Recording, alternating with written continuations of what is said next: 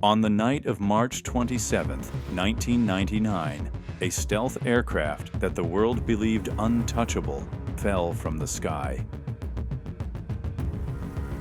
The F-117 Nighthawk, icon of U.S. stealth technology, was hit over Serbia. How could a plane designed to be invisible be detected and shot down? Tonight, we pull apart the real story, the technology, the human decisions, the mistakes, and the lessons that followed. Stealth equal to reduced detectability, not invisible.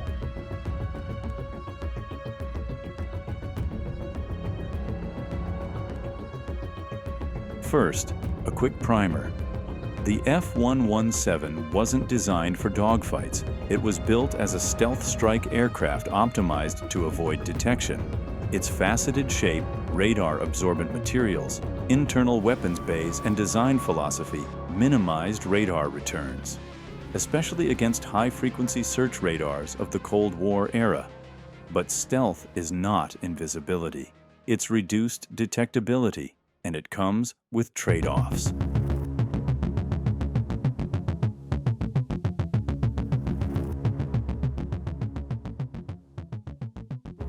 NATO campaign, night strikes, high-value targets.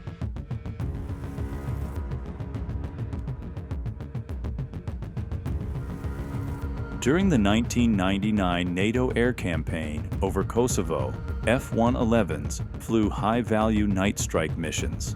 The Serbian air defenses had been damaged in earlier strikes, but they were still active and determined. On March 27th, one of the F-111s was assigned to strike a target near the town of Bujanovci.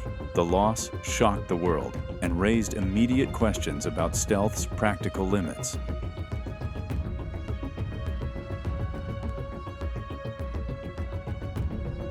Historical account, based on open sources.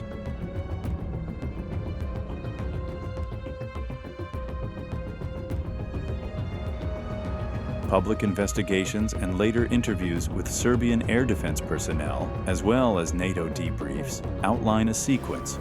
Serbian air defense crews used surviving radar and missile systems in unconventional ways, monitored NATO flight patterns, and deliberately created short-controlled emissions to detect and target the incoming aircraft.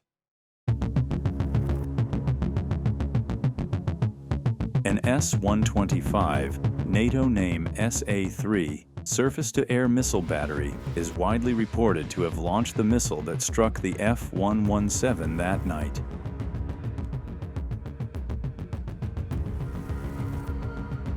Frequency, an aspect, predictability, and human ingenuity.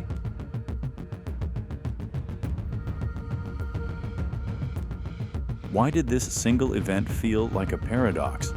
Because the F-117 was designed to be extremely hard to detect by the types of radars it was most likely to face.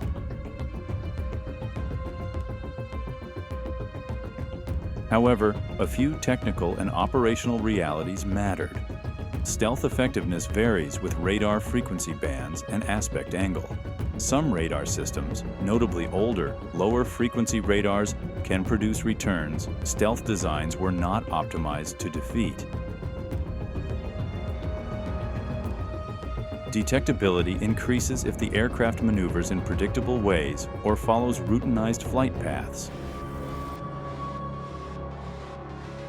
Electronic emissions from friendly assets and mission planning can create predictable signatures and windows of vulnerability. Human factors and ingenuity matter. Highly skilled operators adapting doctrine can sometimes exploit edge cases. Tactics and training can shift odds.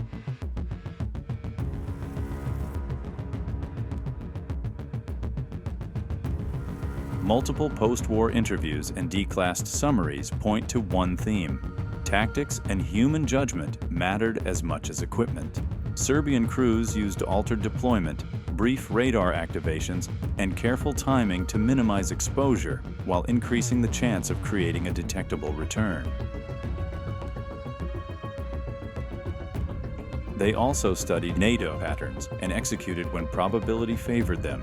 In short, skill, discipline, and adaptation changed the equation.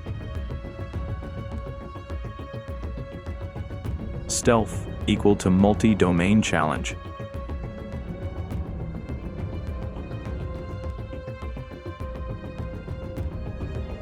Stealth reduces, but does not eliminate, signatures across multiple spectrums. Important, non-actionable vulnerabilities include radar signature depends on frequency and geometry. Some radars can still pick up reduced returns.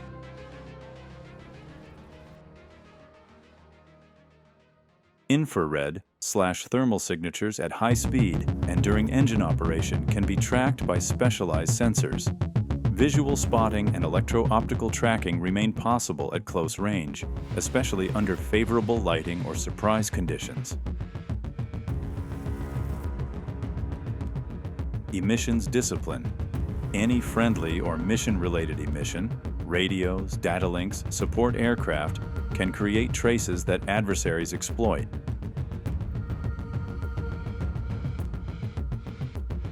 Refined doctrine, unpredictability, and sensor fusion.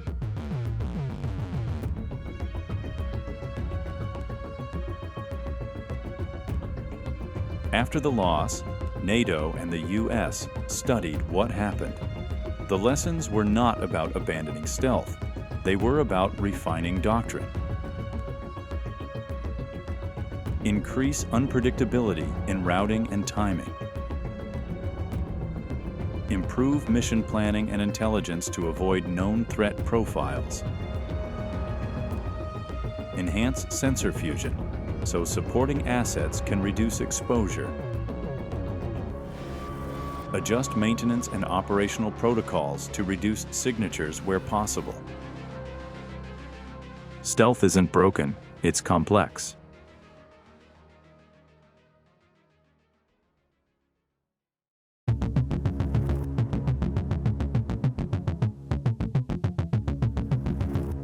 The incident fueled conspiracy and myth that stealth was broken, that the F-117 was obsolete.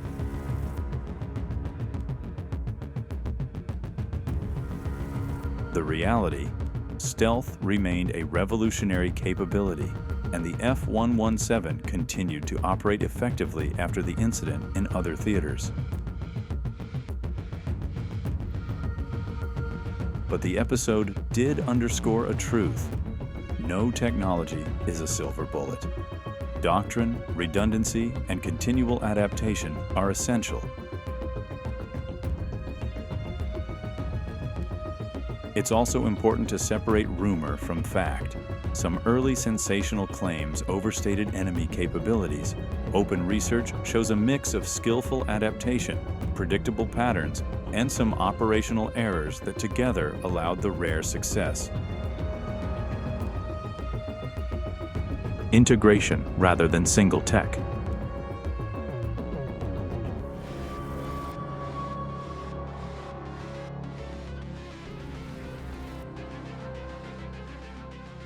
In the decades since, stealth design has evolved. Broader frequency reduction, better materials, and sensor fusion raise baseline survivability. At the same time, adversaries invest in multi-domain detection, passive sensors, networked radars, space-based assets, and electronic warfare.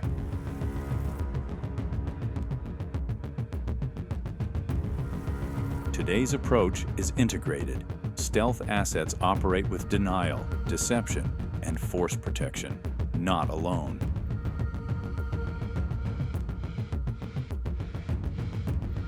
Study to understand, not to harm.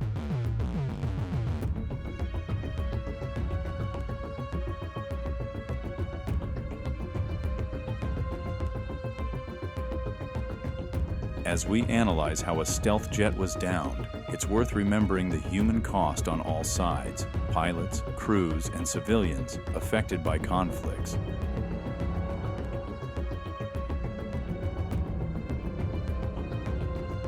Historical study should deepen understanding, not fuel destructive replication.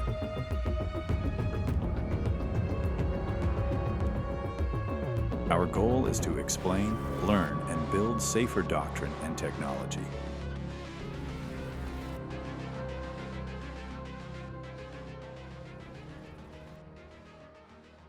The F-117 shoot-down was a rare, important lesson.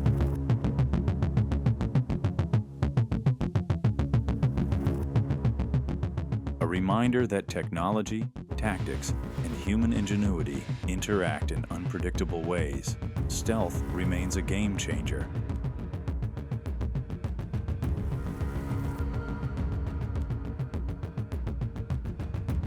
But the story in 1999 showed that no system is invulnerable. What do you think was the single biggest factor that night?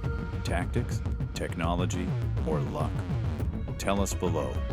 If you like this breakdown, subscribe to Jetgine for more deep dives into aviation's defining moments.